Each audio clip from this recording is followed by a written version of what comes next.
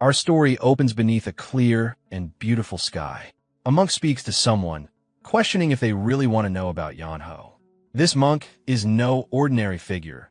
He's introduced as Master Musin, known as the Living Buddha. In front of him stands a skinny scholar who eagerly expresses his desire to learn more about Yanho. He explains that he's currently compiling records to document Yanho's life and legacy. With an awkward smile attempting to mask his unease, the monk begins to speak. He describes Yanho, officially known as the Radiant Martial Sovereign, as a man of great virtue, kindness, and moral integrity. The monk even claims that Yanho must have been sent by Buddha himself. The scholar's eyes light up with excitement. He immediately begins scribbling down notes, confirming it's just as he suspected. He then asks the monk about Yanho's daily life. What kind of man was he truly? The question clearly rattles the monk. His composure cracks. The calm facade vanishes. Suddenly, he explodes in frustration, unleashing curses at the very mention of Yanho's name. It's so shocking coming from a monk that the startled scholar practically falls out of the sky. The scene shifts abruptly to the Hube Punlan. The scholar is now being violently thrown out of the Pang clan residence. We're introduced to the furious supreme elder of the Pang clan, Pang Dojuk. Upon hearing Yanho's name, the elder erupts with rage. He demands to know why a miserable lowlife like the scholar would even dare to bring up that name in his presence. He doesn't stop there. The elder immediately commands his people to bring out a whole bag of salt and scatter it around the area where the scholar had stood, as if to purge the very memory of Yanho's name.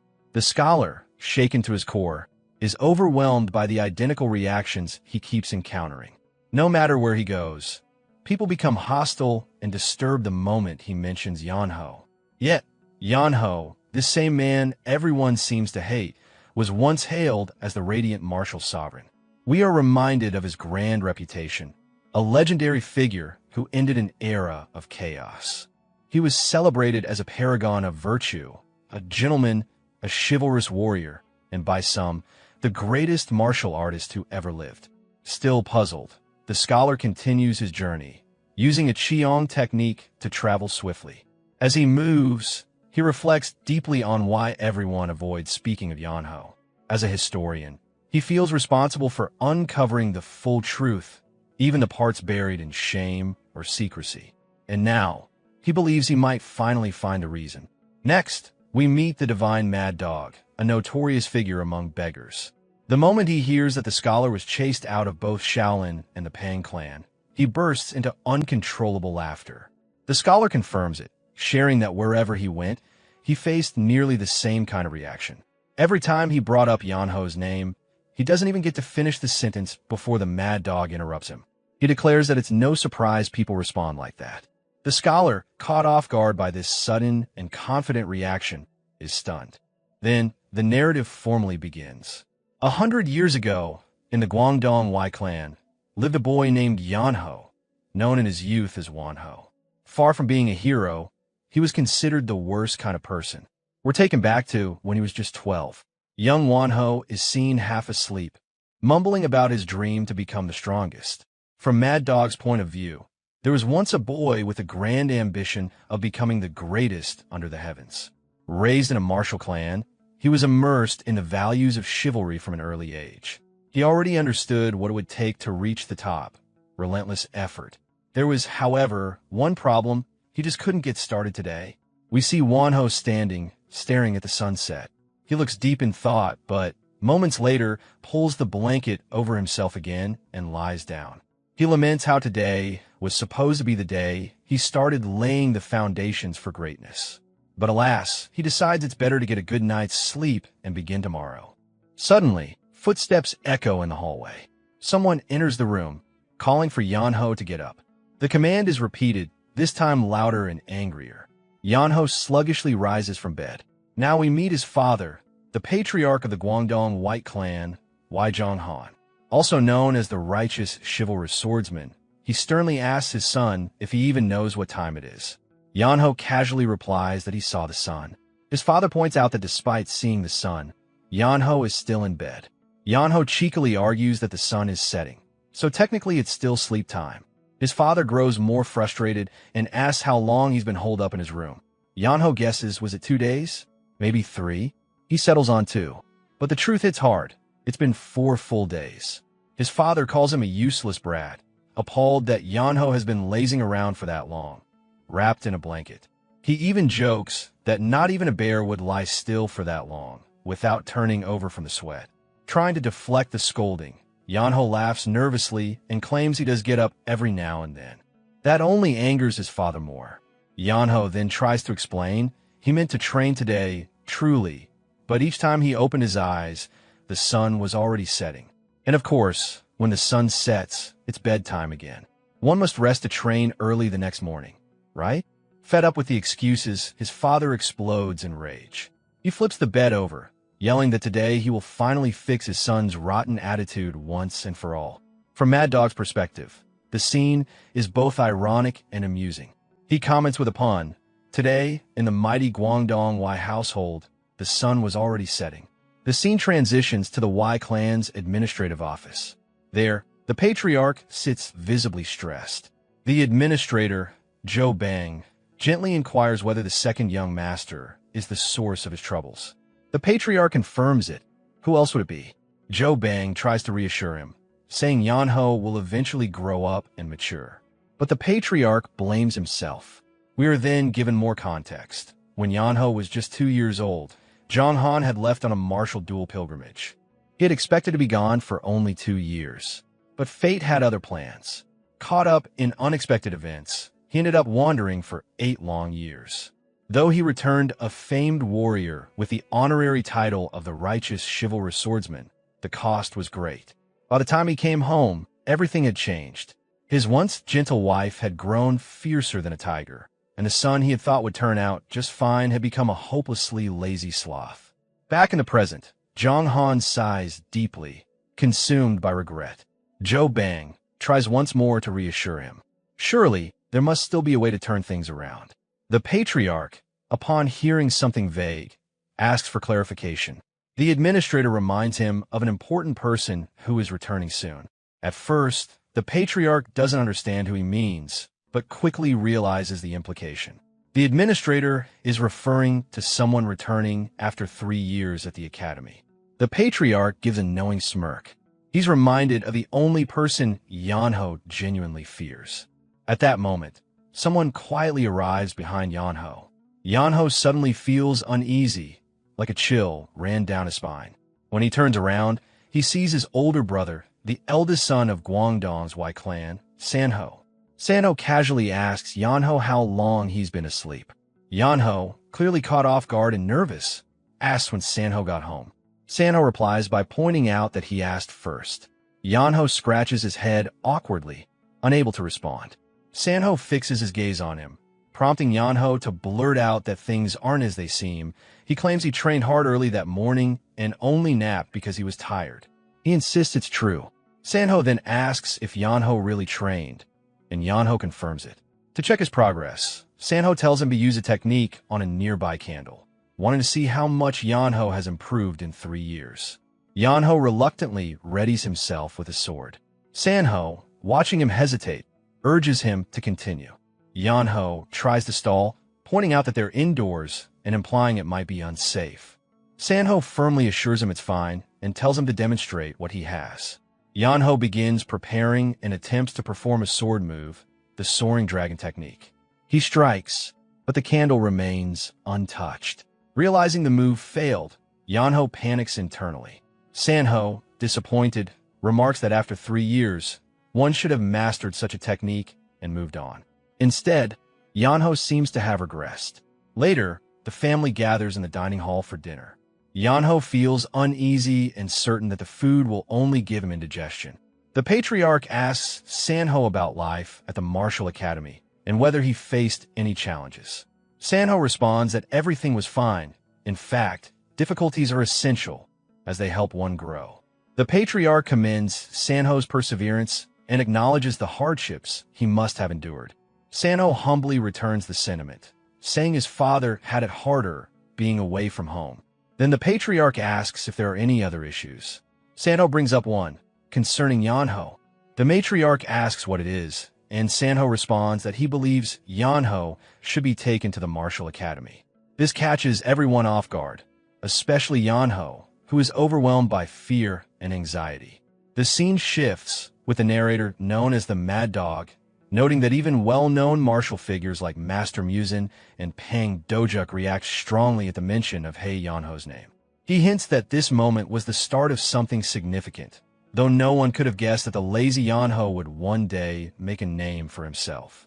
And so, Yanho ends up being sent to the academy, mostly against his will. His family, especially his younger sister Warren, is emotional. She cries and begs him not to go. Their father jokes lightheartedly, encouraging him to return as a man. Yanho tries to console his sister, promising to come back. From Mad Dog's view, the journey of Sanho and Yanho seemed smooth, at least for Sanho. During the journey, Yanho asks if they're nearly there. Sanho tells him there are 10 more days left.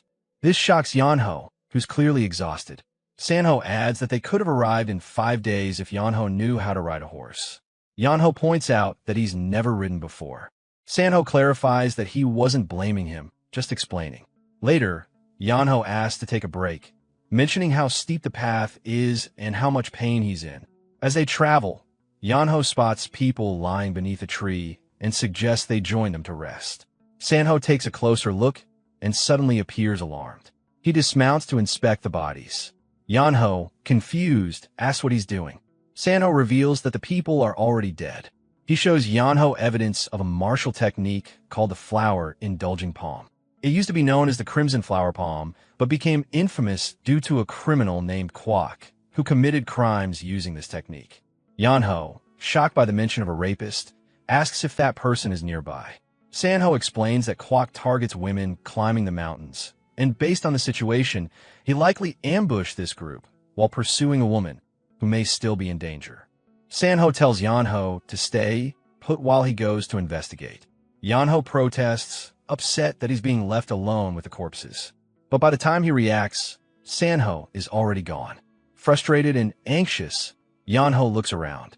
Surrounded by bodies and growing storm clouds, he feels helpless. As the rain starts falling, he begins panicking, calling out for Sanho.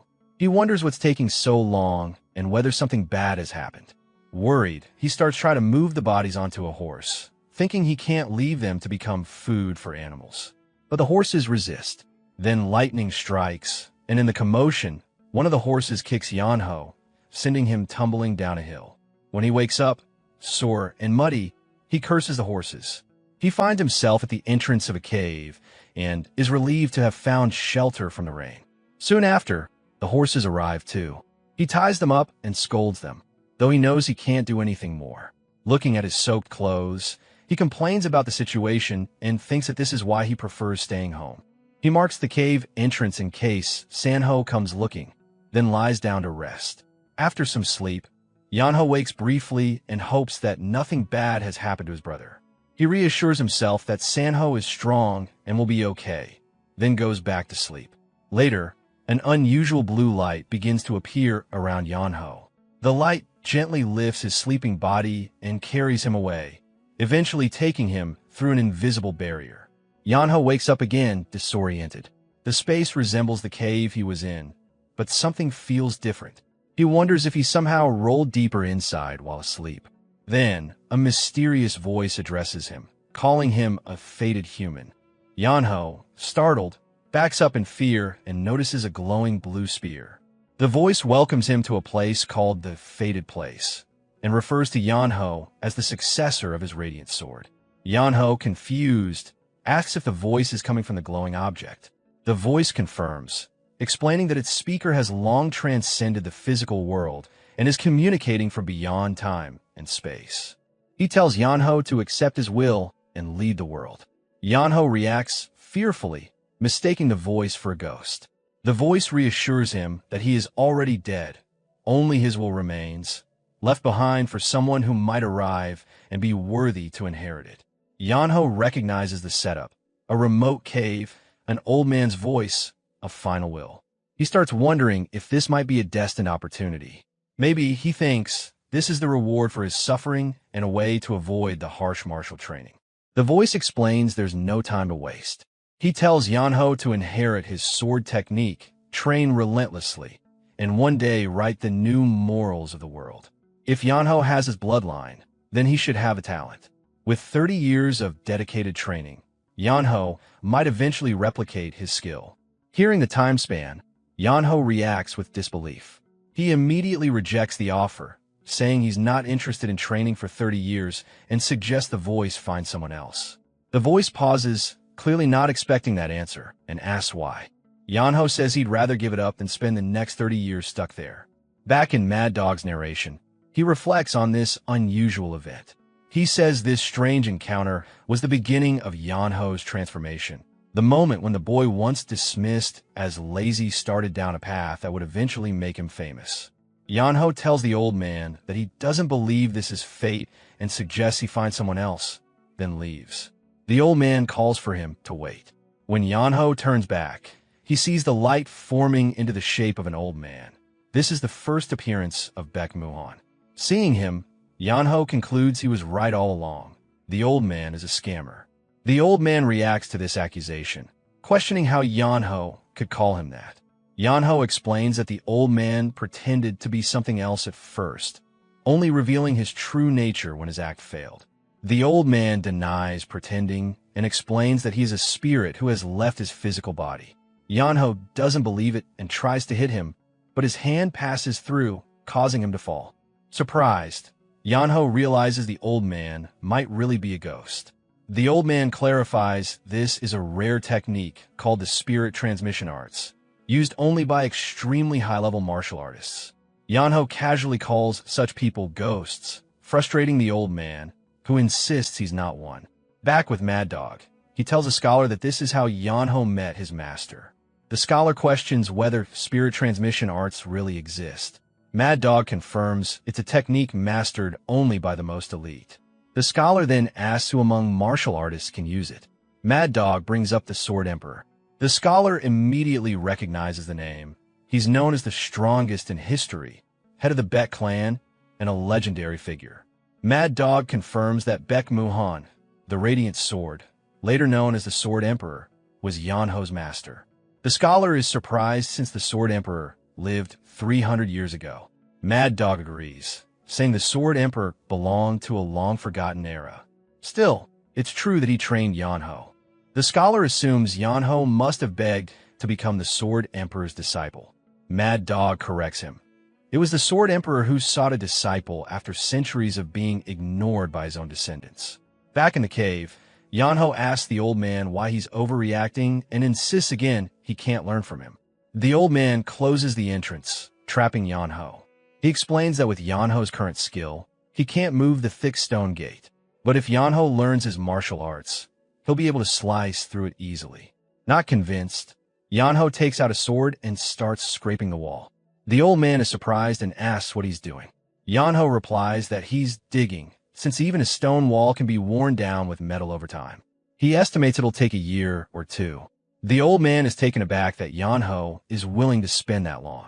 Yanho jokes that it's shorter than the 30 years of training the old man suggested. Frustrated, the old man realizes he can't even punish Yanho. He hovers and tries to persuade Yanho to learn, promising not to disappoint him. Yanho still refuses, saying he doesn't like him. The old man offers a deal, leave after 20 years. Yanho lies down and says 20 is too long.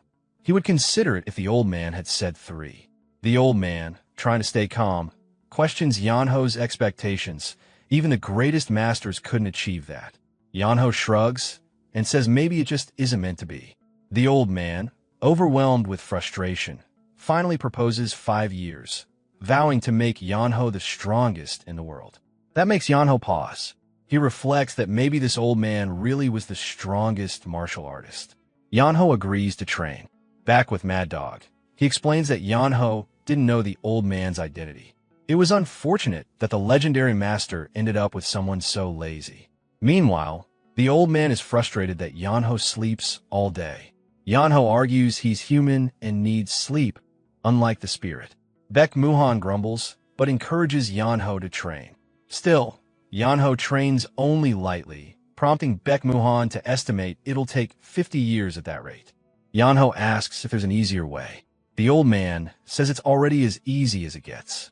Yanho thinks the old man would be less irritating if he just stayed quiet. He jokes that this is why one needs a skilled master. The old man seethes with frustration but can't do anything without a physical body. He laments his condition and wishes he could properly train Yanho. While Yanho lies around, he asks how the old man operated the stone gate. Baek Muhan explains he triggered a device using psychic energy, not physical force. This makes him realize something new, that he can still manipulate objects with chi. Laughing, he tests it out. Yanho gets nervous as he sees this.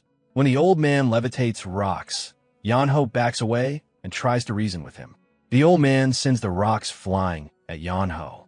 From then on, training continues day and night. Yanho practices swordsmanship daily and uses a special dream-based art at night. Over time, his life becomes fully focused on martial arts. 5 years pass quickly. One day, the old man wakes Yanho up early. Yanho is confused by the serious tone. Baek Muhan explains his lifelong pursuit of martial arts, how it led him to neglect family and relationships, and how that distance is why no one came to find him. He says that through Yanho, he finally learned about emotion and connection. Yanho senses something is off. The old man confirms it's time for him to go. Yanho panics and insists the old man can't leave. They agreed on 30 years.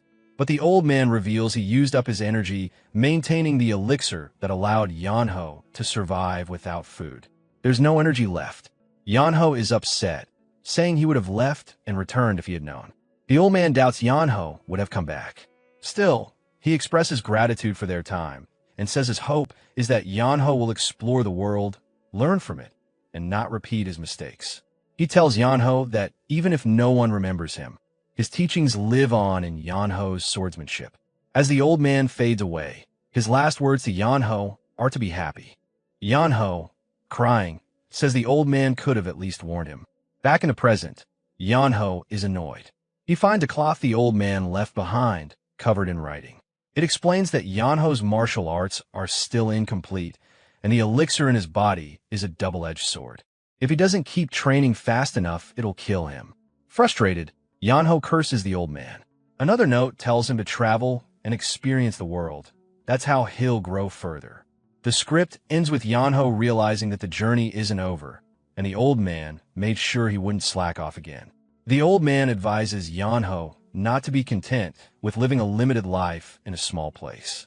Baek Muhan also encourages him to broaden his vision, to see more, experience more, and become someone capable of greater things. As a starting point, Yanho is told to go to a place called Ruin to find the world's greatest scholar and stay with him. It's expected that Yanho will learn and feel something important through that experience. Yanho reflects on this. Though he initially intended to return home, he decides to delay that plan until he settles what he needs to. With resolve, he bows deeply to his master and then sets off for Ruin. Outside the cave, Baek Muhan reappears and bursts into laughter, mocking Yanho in his usual rough manner. He calls Yanho a fool and says that if Yanho doesn't learn more about the world, he'll waste away like a dried-up mummy. He insists that martial arts developed in isolation have no value. To Baek Muhan, letting Yanho stay tucked away in some remote place would be a loss. With a content expression, he says it would be a waste of Yanho's martial talent. The story moves to the city of Kiang. Yanho is visibly thin from starvation, looking skeletal. He approaches a beggar who turns out to be Jangyul, the branch leader of the beggar sect in this area. Jangyul is taken aback by Yanho's appearance and internally wonders who this dried-up person is. Yanho says he came with a question, but Jangyul immediately asks for money in exchange. When Yanho questions if payment is necessary, Jangyul tells him that nothing in the world is free. Though he considers helping Yanho out of professional respect, he sticks to the rules of his organization. Jangyul assumes Yanho is a beggar and says so. Yanho questions the assumption, but Jangyul replies that anyone who begs is, by definition, a beggar. He even jokes that Yanho could make money just by sitting on a street corner. Then, unexpectedly, Jangyul asks if Yanho wants to work with him. Later, we see a pile of money in front of Yanho. Jangyul is thrilled. They've earned 6 months' worth of operating funds in just half a day. He calls Yanho the god of wealth and is ready to give him the information he asked for. Yanho wants detailed info about famous scholars and blacksmiths, their locations, hobbies, and specialties.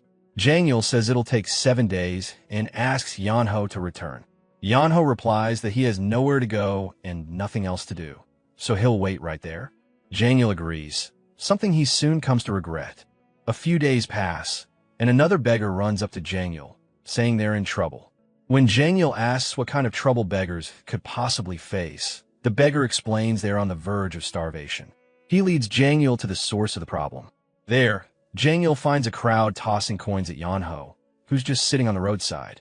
People are saying that if you want to be a beggar, you should at least reach Yanho's level.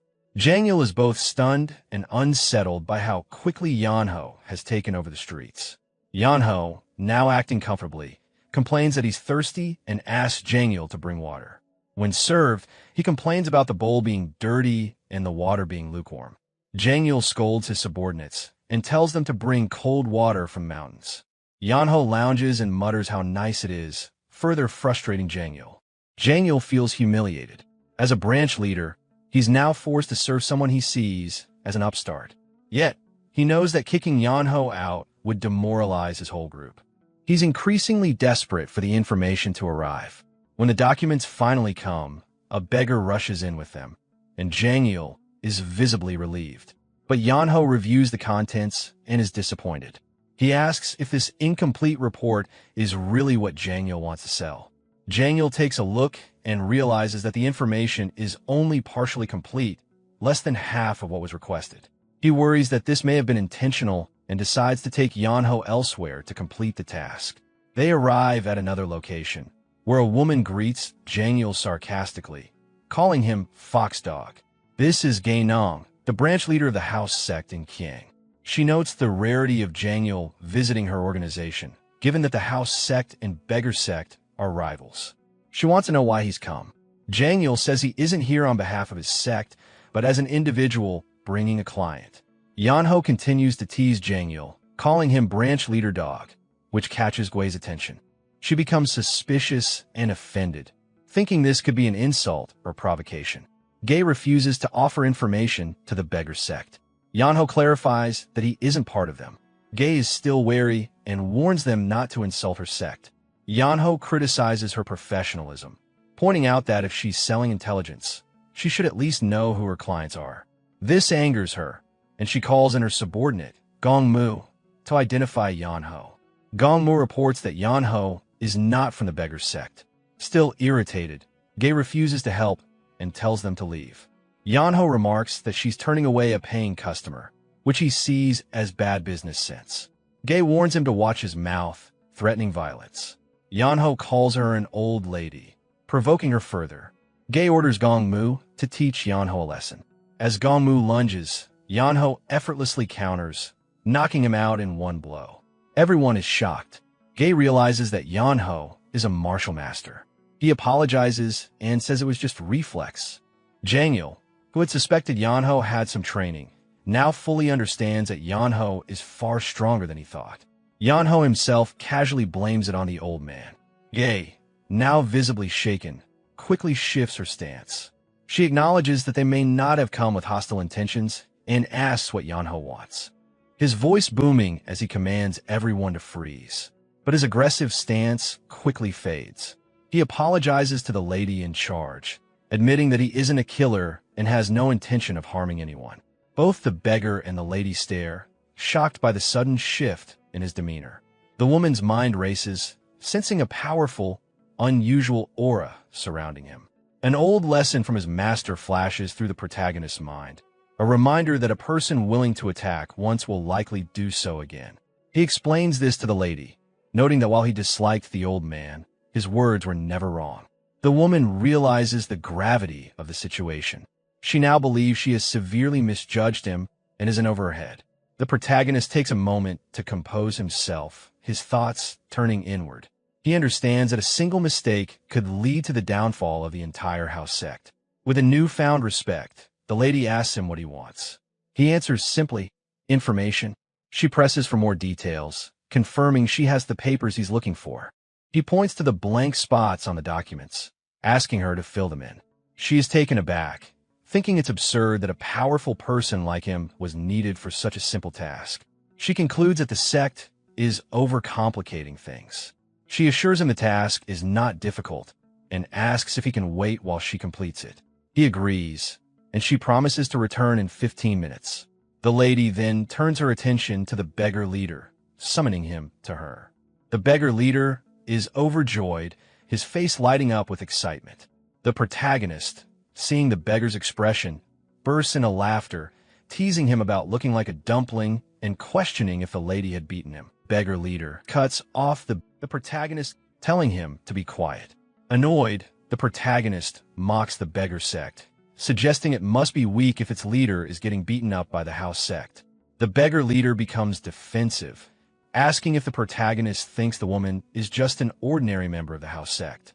The beggar leader shouts that she is the daughter of the house sect's leader, the sect's future heir.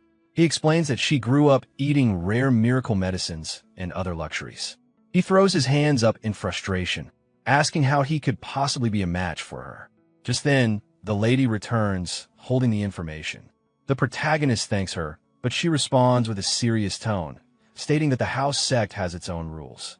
The protagonist is confused, so the beggar leader quietly whispers to him that there is an information fee. The protagonist asks the lady how much it is. She quickly replies, 5 yuan. Thinking this is a low price, the protagonist hands her some coins. The beggar leader gasps, revealing that a yuan is actually a silver niang, an extremely valuable currency. The protagonist is shocked. He questions why the fee is so high, and the lady explains that the information was highly secure and not easily accessible. The protagonist accepts this, but the beggar leader immediately asks where he's going. The protagonist replies that he has to go earn 5 silver niang.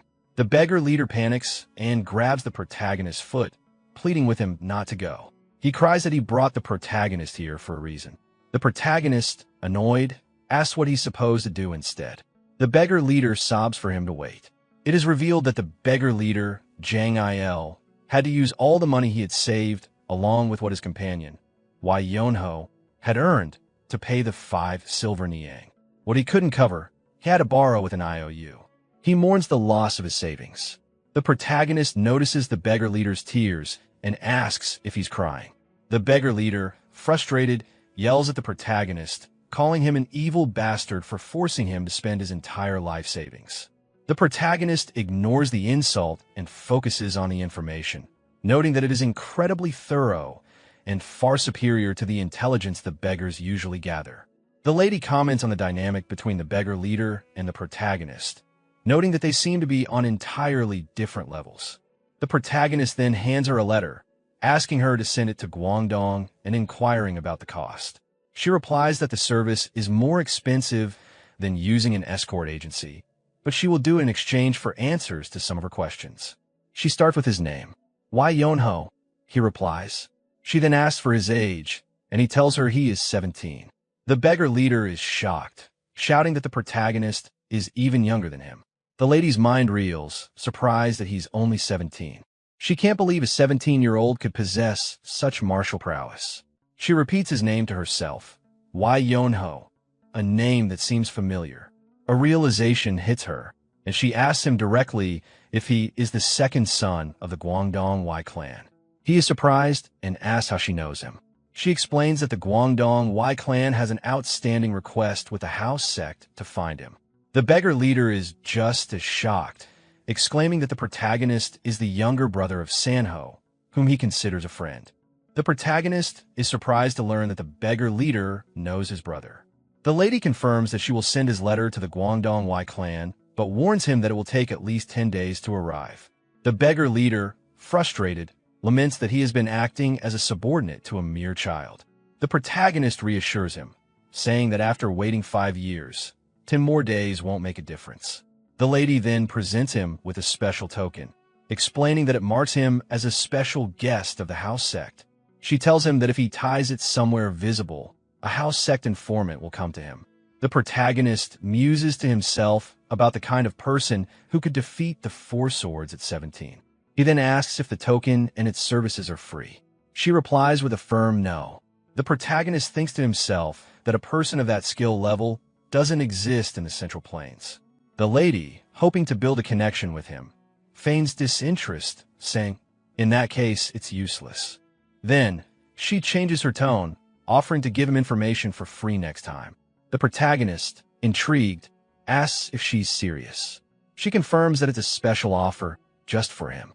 The lady tells the two men that she doesn't want to lose a customer over what happened earlier. The protagonist laughs it off, saying that nothing really happened.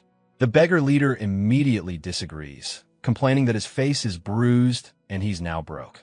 The protagonist dismisses him, thinking that the beggar leader is a loser and this is a common occurrence. Outside the lady's house, the beggar leader argues with the protagonist, complaining about his lost money. The protagonist advises him that money comes and goes and that a beggar shouldn't be so greedy. "Tap into your beggar roots," he says.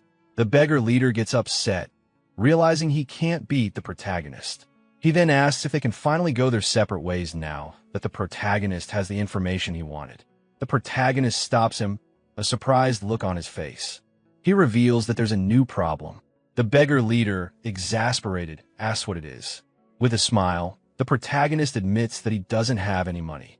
The beggar leader curses to himself in frustration. Meanwhile, the lady gives an order to her servant, Gongmu, to send a letter to the sect. She tells him to report that the second son of the Guangdong Y clan has been found and has returned as a martial master. The scene shifts to the Great Hanlim Institute. A man named Mun Yuan, the third grand scholar, is enjoying a cup of tea. His daughter, Mun Yunji, comes to him, telling him he has a guest. He's surprised since he has nothing on his schedule. She explains that the guest wishes to play a game of Go with him. Mun Yuan is intrigued. He greets the protagonist, assuring him he's not intruding. He confirms the protagonist's desire to play Go, and the protagonist replies that it's the only game worth playing. Mun Yuan agrees, offering the protagonist the first move with the black stones while he plays with the white stones. As the game begins, Mun Yuan thinks that he shouldn't expect much from the young man. He assumes the protagonist is just looking for a free meal, and he plans to help him afterward. However, the protagonist's first move surprises him. He is fast and deliberate, showing that he is no beginner. Mun Yuan is impressed by his speed and experience for his age. The two play back and forth rapidly. Mun Yuan soon realizes that the protagonist isn't just fast. There's a strange, almost demonic quality to his moves. He is in deep thought when the protagonist smiles and asks, "Aren't you going to play?" Mun Yuan's inner monologue reveals a shocking realization. He's a war demon who is deep in thought during a game of Go, questioning a move the protagonist has just made. He thinks it looks like suicide, but quickly dismisses the idea of it being a mistake. He recognizes that his opponent is the legendary Undefeated, and concludes that it must be a trap. The player cautiously avoids the move, congratulating himself for not falling for the protagonist's supposed plot. Meanwhile, the protagonist is internally frustrated. He can't understand why his opponent backed off and didn't take the bait. He just wants to lose the game. The opponent suddenly shouts that he needs to lose so he doesn't have to play Go forever and that he will intentionally lose in 10 moves. A few moments later, the opponent admits defeat. The protagonist sighs in annoyance. Afterward, the protagonist returns to his room, his back aching. He reflects on his failed attempts to lose, realizing that his intentionally stupid moves are only scaring off his opponents. He worries that more and more people will continue to show up to challenge him. He thinks to himself, "I'd rather do the laundry." Suddenly, he hears a commotion outside his room. A man named Nak Mokpung is speaking to Mun Yunji. He asks her if she really doesn't want to marry him. She replies with a firm no, and then clarifies, absolutely not. Nak Mokpung warns her that she will regret it, but she stands her ground. He then takes a more forceful tone, telling her that he always gets what he wants and that his current offer won't remain an offer for long. He questions whether she's willing to risk the Great Hanlim Institute's downfall because of her refusal. Mun Yunji angrily asserts that the institute won't fall easily. He responds that he can make it happen, and she hates that he thinks everything will work out in his favor. Nak Mokpung coolly replies, "It's not impossible." Mun Yunji loudly and angrily rejects Nak Mokpung once again, telling him it is impossible for her to marry him. She turns to leave, but Nak Mokpong grabs her hand. She screams, demanding that he let her go. He tells her in a menacing tone that it's in her best interest not to anger him, warning her that he could take her right there and then. Suddenly, the protagonist appears and calmly tells Nak Mokpong that his behavior is inappropriate in someone else's house. Mun Yunji, still frightened, glares at Nak Mokpong. She then turns to the protagonist and asks if he's finished all his chores, as if surprised to see him. The protagonist takes her hand, looking nervous. He says he's been playing Go and asks to borrow something. He then quickly takes the cord she uses to tie her hair and removes the tassels from it. Nak Mokpong calls out the protagonist for eavesdropping, but the protagonist apologizes with a smirk, admitting his lack of manners. He then points out Nak Mokpong's own hypocrisy, asking if someone who truly cared about manners would act the way he does. Nak Mokpong, seemingly impressed, calls the protagonist a genius of Hanlim. The protagonist thanks him, but admits he has no idea who Nak Mokpong is. Nak Mokpong begins to introduce himself, but the protagonist quickly cuts him off with a laugh, saying he really doesn't care. Nak Mokpong praises him again as the genius of Hanlim, and tells him he should have just stayed and played Go instead of getting in his way. The protagonist smiles and replies, "What a shame. I'm really good at getting in people's way, just like right now." Nak Mokpong, enraged, curses at him. A crowd of people has gathered, all of them avid Go players. They ask the protagonist if he's there to play Go, with one person enthusiastically requesting to play with him again tomorrow. He agrees. Nak Mokpong, annoyed by the crowd, says he'll leave, but not without a threat. He warns the protagonist that if Mun Yunji doesn't agree to marry him within 3 days, he'll take matters into his own hands. The protagonist turns to Mun Yunji and asks who that was. She sighs and tells him that the man is Nak Mokpong, the adopted son of a powerful imperial palace attendant. When the protagonist asks what he wanted, she explains that he wants to marry her, and she said no every time. The protagonist jokes that Nak Mokpong seems like a good catch from a good family and determined. He then feigns a serious tone, asking her if she wants to die. She explains that Nak Mokpong doesn't like her. He just wants to use her. Her father, the owner of the Great Hanlim Institute, has a powerful network in Rulin and is considered a perfect candidate for a political position. She reveals that her father hasn't taken a civil service role, not because of his love for Go, but because the eunuchs of the imperial palace are wary of him. The protagonist is surprised. He questions why the eunuchs would be wary of a mere institute owner. Mun Yunji explains that the Great Hanlim Institute is unlike any other. It is not affiliated with any other organization, which has allowed it to form deep connections with various groups. The eunuchs are in power because the forces of Rulin haven't united against them. She says that if her father were to unite the forces of Rulin, the eunuch's power would be threatened. The protagonist realizes that this is the reason Nak Mokpong's father is so desperate to stop her father from entering civil service. He now understands that Nak Mokpong's new plan, marrying Mun Yunji, would allow him to both neutralize her father as a threat and gain a powerful connection to Rulin. Meanwhile, Nak Mokpong reports to his father, Nak Gi, the head of the eunuchs. He apologizes for the difficulty in carrying out their plan, explaining that a so-called genius of Hanlim has appeared. Nak Gi scoffs at the idea, calling the genius a useless good-for-nothing who only plays Go. Nak Mokpong clarifies that the problem isn't the man himself, but the crowd of people from all over the nation who have gathered to play Go against him. He explains that with so many eyes watching, his actions are limited. Nak Gi accepts his son's reasoning, but reminds him that the mission to take over the imperial palace is not just for their sake, but is a direct order from a higher authority. He tells his son that failure is not an option for either of them, and that he is more afraid of disappointing this figure than he is of death itself. Nak Mokpong acknowledges this, and Nak Gi then tells him sometimes violence is necessary. Nak Mokpong is shocked, but his father clarifies. He should use the crowd to his advantage. Kill them all, he orders, including the genius of Hanlim. The scene shifts back to the protagonist. Someone calls his name. "Hey, Mr. Y, open your eyes." He mumbles in reply, still seemingly sleepy. At the Great Hanlim Institute, 2 men, Iwangya, The head of the inspectorate office and the emperor's younger brother, and Mun Yuan, are playing Go. Wangya asks Mun Yuan if he still has no intention of taking a government post. Mun Yuan apologizes, but Wangya presses on, emphasizing the need to maintain balance to counter Nakji. Mun Yuan remains silent. Wangya then addresses him directly, stating that Nakji's recent movements are unusual. He mentions unsettling activity within both military and scholarly circles, and widespread corruption orchestrated by Nakji. When Mun Yuan tries to interject, Wangya anticipates his question. Is he wondering why a eunuch, driven by past humiliation, would attempt a rebellion? Mun Yuan confirms this. Wangya then proposes an alternative. What if Nakji serves a different hidden master? He explains that the eunuch's power struggles are far more complex than they seem. He finds it strange that Nakji, despite having no established foundation, managed to defeat all his rivals and rise to his current position.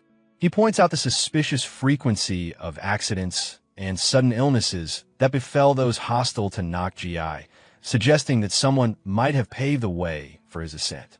Mun Yuan considers this, acknowledging that it could also be a coincidence. Wangya admits he thought so too until recently, but Nakji's latest actions have made him suspect a hidden hand. He concludes by stressing the vital need for Mun Yuan's help in uniting the scholars to resist. Mun Yuan says he will think about it. Wangya quietly accepts this, then shifts the conversation, asking about the talented individual Mun Yuan mentioned. Mun Yuan is surprised by the question, but quickly describes why Yonho as an extraordinary person who seems to be hiding his true abilities. Wangya, pleased by Mun Yuan's praise, expresses his own curiosity and asks when he can meet Wai Yonho. Mun Yuan replies that his daughter, Yunji, has likely gone to bring him now. Just then, they hear Yunji's voice calling, "Father." Mun Yuan turns to see his daughter and Wai Yonho. He welcomes them in. Wai Yonho asks if he was called. Mun Yuan apologizes for the early intrusion and asks if he slept well. Wai Yonho promptly replies that he slept very well. The protagonist tells Mun Yuan that he could have slept better if someone hadn't poured cold water on his face, but laughs it off. Mun Yuan chuckles in response, relieved that the protagonist seems to have slept well despite the interruption. He explains that he called him to introduce him to someone. Wangya introduces himself simply as an old man passing by. The protagonist sees through this vague explanation and directly asks what his business is. Wangya replies that he's with the Hanlim Academy and simply wants to play a game of Go. The protagonist, however, immediately refuses. Wangya is surprised. He points out that the protagonist has been playing Go with all the other visitors. The protagonist clarifies that he's not refusing to play Go, but rather insists on respecting the established order. He tells Wangya that there are others who came first, and he must wait his turn. Wangya laughs, saying he can easily solve this problem by asking the others for their understanding. The protagonist counters that this isn't a solution, it's coercion. He points out that given Wangya's high status, others would have no choice but to agree, even if they aren't convinced. He emphasizes the importance of principles and promises. Wangya thinks to himself that the protagonist has more resolve than he initially thought. He asks again how his plan wouldn't work. The protagonist simply repeats that he must wait his turn. Just then, Mun Yunji steps in, telling her father she thinks she can solve the problem. She approaches the protagonist, her mind racing with his words about principles and promises. She offers to cancel all of the remaining Go games scheduled for the day. The protagonist is visibly shocked by her offer. He hesitates, saying that while it's tempting, he also has his own principles and duties. He then asks if she can cancel them until tomorrow. She sees through this and warns him not to play any tricks, telling him he has to make a decision now. He accepts her offer, saying, "The match I will begin." As they play, Wangya thinks to himself that the protagonist is the worst. He considers him to be all talk and no action, but is bound by his own code to finish the game. He decides to see what the protagonist is truly made of. The game continues long into the night. Mun Yuan approaches Wangya and asks if he's enjoying the game. Wangya simply hums in response. Wangya reflects on Wai Yonho's Go playstyle, finding it incredibly ferocious and unlike anything he's ever seen. even on a battlefield. He wonders about the kind of life Yonho must have lived. However, he concludes that this brutal side doesn't align with the lazy man he's observed, and he finds neither version suitable for the talent he seeks. He tells Mun Yuan that the game was a waste of time and that he can't understand why he values Yonho so highly. Mun Yuan immediately responds, "Because I have seen it." He explains that during a particularly intense game, he witnessed a divine move, a moment of pure genius from Yonho. He had taken his eyes off the board, and when he looked back, he saw a fleeting glimpse of a selfless, focused expression on Yonho's face. Wangya questions if he saw it incorrectly, but Mun Yuan is adamant, insisting he couldn't have been wrong. Despite this, Wangya states that he still has no intention of using Yonho. He says his time was not completely wasted because he was able to see Mun Yuan. He announces that he will be leaving early the next day. Mun Yuan asks if he is that busy, and Wangya confirms that the atmosphere in the imperial family is not good. He internally laments the situation. A fateful night, meanwhile, Nak Mokpung and his soldiers are preparing for an ambush. The night is perfect, with everything in place. Nak Mokpung gives the order to subdue and arrest everyone.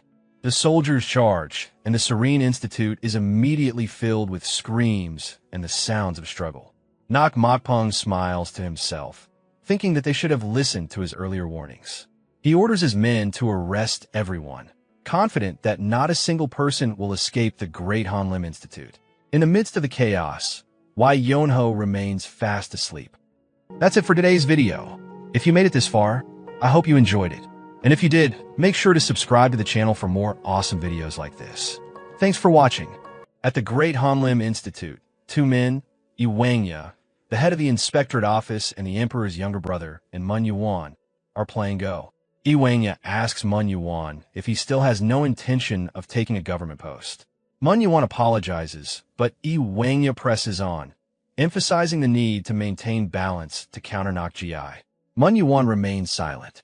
Wangya then addresses him directly, stating that Nok Gi's recent movements are unusual. He mentions unsettling activity within both military and scholarly circles, and widespread corruption orchestrated by Nok Gi. When Mun Yuan tries to interject, Wangya anticipates his question. Is he wondering why a eunuch, driven by past humiliation, would attempt a rebellion? Mun Yuan confirms this. Wangya then proposes an alternative. What if Nok Gi serves a different hidden master? He explains that the eunuch's power struggles are far more complex than they seem. He finds it strange that Nok Gi, despite having no established foundation, managed to defeat all his rivals and rise to his current position. He points out the suspicious frequency of accidents and sudden illnesses that befell those hostile to Nok Gi, suggesting that someone might have paved the way for his ascent. Mun Yuan considers this, acknowledging that it could also be a coincidence. Wangya admits he thought so too until recently, but Nok Gi's latest actions have made him suspect a hidden hand. He concludes by stressing the vital need for Mun Yuan's help in uniting the scholars to resist. Mun Yuan says he will think about it. Wangya quietly accepts this, then shifts the conversation, asking about the talented individual Mun Yuan mentioned. Mun Yuan is surprised by the question, but quickly describes Yonho as an extraordinary person who seems to be hiding his true abilities.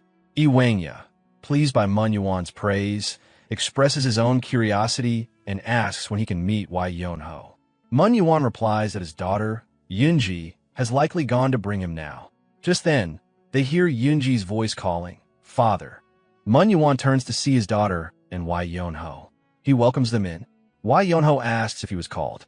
Mun Yuan apologizes for the early intrusion and asks if he slept well. Yonho promptly replies that he slept very well. The protagonist tells Mun Yuan that he could have slept better if someone hadn't poured cold water on his face, but laughs it off. Mun Yuan chuckles in response, relieved that the protagonist seems to have slept well despite the interruption. He explains that he called him to introduce him as someone. Wangya introduces himself simply as an old man passing by. The protagonist sees through this vague explanation and directly asks what his business is. Wangya replies that he's with the Hanlim Academy and simply wants to play a game of Go. The protagonist, however, immediately refuses. Iwanya is surprised. He points out that the protagonist has been playing Go with all the other visitors. The protagonist clarifies that he's not refusing to play Go, but rather insists on respecting the established order. He tells Iwanya that there are others who came first, and he must wait his turn. Iwanya laughs, saying he can easily solve this problem by asking the others for their understanding. The protagonist counters that this isn't a solution, it's coercion. He points out that given Iwanya's high status, others would have no choice but to agree, even if they aren't convinced. He emphasizes the importance of principles and promises. Iwanya thinks to himself that the protagonist has more resolve than he initially thought. He asks again how his plan wouldn't work. The protagonist simply repeats that he must wait his turn. Just then, Mun Yunji steps in, telling her father she thinks she can solve the problem. She approaches the protagonist, her mind racing with his words about principles and promises. She offers to cancel all of the remaining Go games scheduled for the day. The protagonist is visibly shocked by her offer. He hesitates, saying that while it's tempting, he also has his own principles and duties. He then asks if she can cancel them until tomorrow. She sees through this and warns him not to play any tricks, telling him he has to make a decision now. He accepts her offer, saying, "The match I will begin." As they play, Iwanya thinks to himself that the protagonist is the worst. He considers him to be all talk and no action, but is bound by his own code to finish the game. He decides to see what the protagonist is truly made of. The game continues long into the night. Manhwa approaches Iwanya and asks if he's enjoying the game. Iwanya simply hums in response. Iwanya reflects on why Yonho's Go playstyle, finding it incredibly ferocious and unlike anything he's ever seen, even on a battlefield. He wonders about the kind of life why Yonho must have lived. However, he concludes that this brutal side doesn't align with the lazy man he's observed, and he finds neither version suitable for the talent he seeks. He tells Manhwa that the game was a waste of time and that he can't understand why he values Yonho so highly. Manhwa immediately responds, "Because I have seen it." He explains that during a particularly intense game, he witnessed a divine move, a moment of pure genius from Yonho. He had taken his eyes off the board, and when he looked back, he saw a fleeting glimpse of a selfless, focused expression on Yonho's face. Iwanya questions if he saw it incorrectly, but Manhwa is adamant, insisting he couldn't have been wrong. Despite this, Iwanya states that he still has no intention of using Yonho. He says his time was not completely wasted because he was able to see Manhwa. He announces that he will be leaving early the next day. Manhwa asks if he is that busy, and Iwanya confirms that the atmosphere in the imperial family is not good. He internally laments the situation. A fateful night meanwhile, Nak Mokpung and his soldiers are preparing for an ambush. The night is perfect, with everything in place. Nak Mokpung gives the order to subdue and arrest everyone. The soldiers charge, and the Serene Institute is immediately filled with screams and the sounds of struggle. Nak Mokpung smiles to himself, thinking that they should have listened to his earlier warnings. He orders his men to arrest everyone, confident that not a single person will escape the Great Hanlim Institute. In the midst of the chaos, Yonho remains fast asleep. Thinking about Yunji, Mukpong decided that today he would teach her a lesson. Soon after, the masked men gathered all the scholars and tied them up. Confused by the sudden situation, Yuan demanded to know what was happening. Mukpong calmly explained that they had received reports of suspicious activity within the Great Hanlim Institute. According to the information they gathered, many people with great political and martial influence have been visiting the institute recently. Hearing this, Yuan angrily argued that there was nothing suspicious about it. With a smug expression, Mukpong responded that there could only be one reason for powerful figures to gather in one place. They were planning a revolution. Yuan immediately denied the accusation and explained that everyone had simply gathered there to play Go. Mukpong mocked the explanation, asking if he truly expected anyone to believe that so many influential people had assembled just for a game. Growing nervous, Yuan insisted he was telling the truth and said Mukpong must have heard the rumors about the genius. Mukpong admitted that he had heard them, but dismissed them as unreliable stories that could easily be fabricated. He then demanded to know where this so-called genius was. One of the masked men informed Mukpong that there was nobody else left inside the building. Realizing Yunho had likely escaped before their arrival, Mukpong cursed him for being lucky, noting that escape would have been impossible after they surrounded the area. Mukpong then assured the scholars that if they were truly innocent, they would eventually be released and even receive an apology.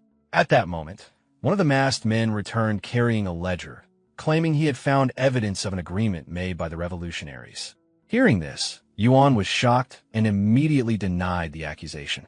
However, Mukpong held up the ledger and declared that the proof was right in front of them. Yuan quickly realized they had been set up from the very beginning.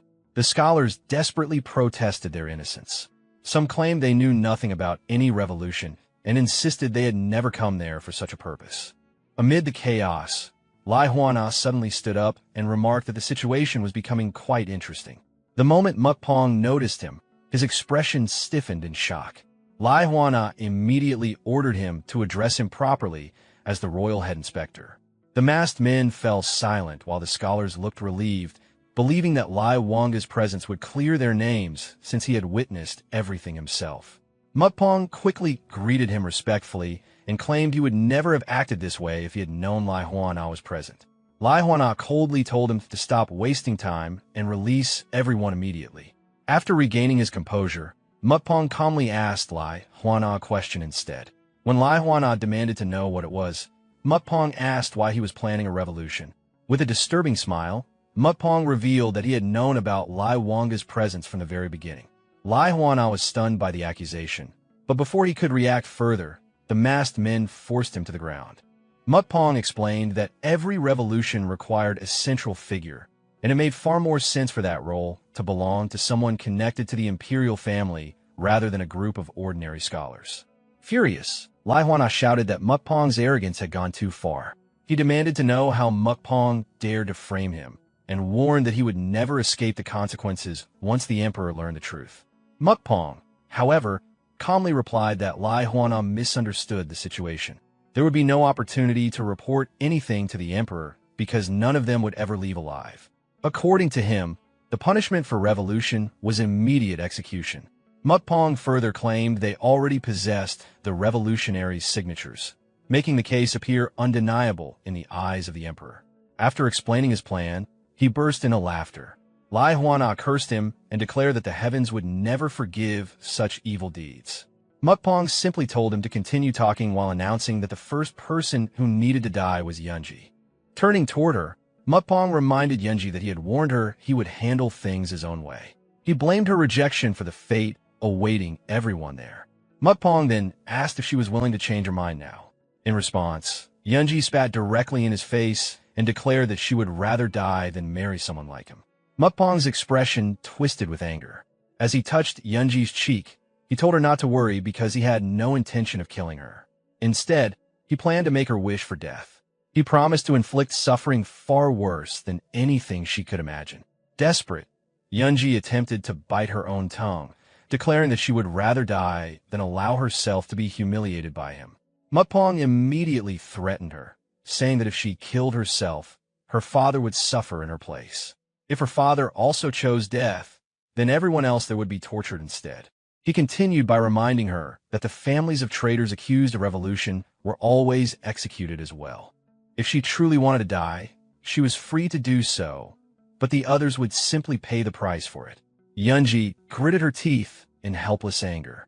Mukpong grabbed her by the hair and mockingly encouraged her to kill herself, saying he would only gain more entertainment from the suffering of the others. Then, while touching her cheek once more, Mukpong quietly asked if they should begin. Unable to resist or do anything to stop him, Yunji silently prayed for someone to save her. When Yunji opened her eyes again, her expression darkened. She saw Yanho quietly trying to leave the scene. As he climbed over the wall and prepared to escape, Yunji suddenly shouted his name, causing everyone to turn toward him at once. Caught in an awkward situation, Yanho let out an embarrassed laugh. Confused by his reaction, Yunji demanded to know what he was doing. Yanho casually replied that he was obviously running away. When Yunji stared at him in disbelief, he wondered if she disliked the way he phrased it and jokingly asked if he should instead say he was excusing himself. Yunji angrily reminded him that he had learned martial arts and should be helping them instead of fleeing. Yanho immediately refused, saying it was already difficult enough to keep himself alive and that she was greatly overestimating his abilities. According to him, the smartest choice in a situation like this was to pretend he had seen nothing. He even waved toward the intruders and told them to continue whatever they had been doing because he truly had not seen anything. Hearing that, everyone could only think about what a shameless person Yanho was. Mukpong suddenly shouted for Yanho to stop, warning him that he was already involved in the so-called revolution. He claimed the entire world would hunt him down and that there would be nowhere safe for him to hide. Yanho casually replied that Mukpong could not be certain about that. Calling him a fool, Mukpong declared that although the world was large, there were eyes everywhere, and finding him would not be difficult. Still attempting to leave, Yanho simply told him to try finding him later. Irritated, Mukpong immediately ordered the masked men to capture him. The masked men rushed toward Yanho, while Yunji urgently told him to run. Hearing that, Yanho looked confused and pointed out that she had been demanding his help just moments earlier, yet now she was telling him to escape. He asked what exactly she expected him to do. One of the masked men suddenly missed a strike and became confused, wondering if he had just seen an afterimage. In the next moment, Yanho drove his elbow into the man's body and slammed him into the ground before casually muttering that this whole situation was becoming troublesome. He then remarked that Yunji was a very strange woman. Meanwhile, the masked men ended up sprawled across the ground in awkward positions. The scholars were left speechless, and even Mukpong could not understand what had just happened. Realizing Yanho possessed real skill, Mukpong admitted that he had abilities after all. Yanho thanked him for the compliment, though Mukpong angrily clarified that it was not praise. Furious from the humiliation, Mukpong ordered another masked man to step forward and deal with Yanho immediately. The masked man apologized for the delay and promised to handle it at once. Mukpong specifically warned him not to kill Yanho because he intended to tear him apart personally. As the masked man charged forward, Yanho suddenly stopped him and asked for a moment to retrieve his sword from his room. The masked man stared at him in disbelief and called him insane. Yanho complained that the man already looked old enough, yet was still making such a fuss when a younger person politely asked to fetch a weapon. The masked man angrily told him to shut up. Looking around, Yanho noticed a broom nearby and sighed that 5 years ago the world had not been this harsh. Picking up the broom, Yanho declared that since they would not let him get his sword, he would simply use that instead.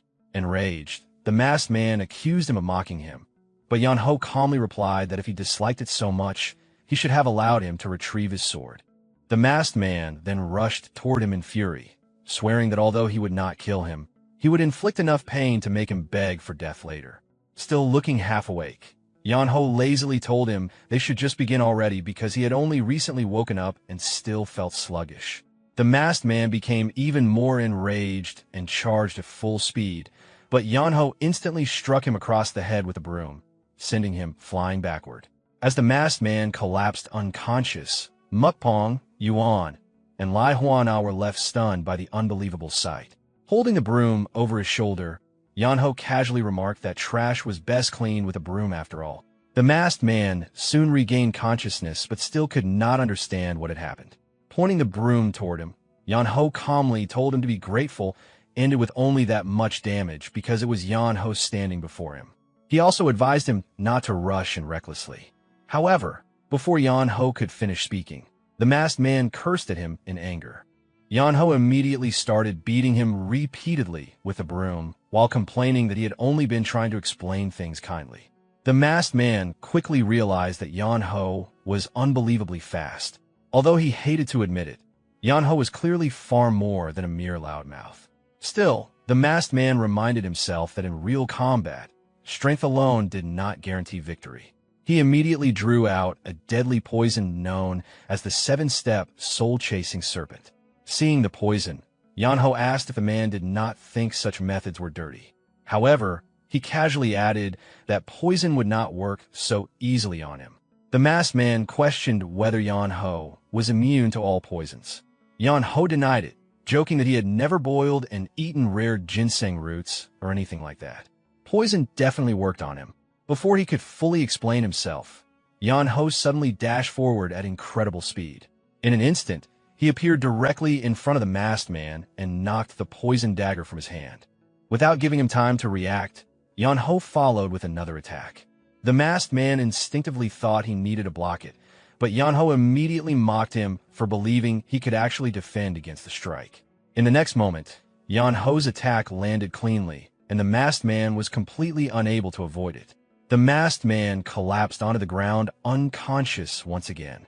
Looking down at him, Yan-ho casually remarked that his master always taught him one thing. Whenever an enemy looked like they were preparing something impressive, the safest option was to knock them out before they could finish. Mukpong could hardly believe what he was seeing.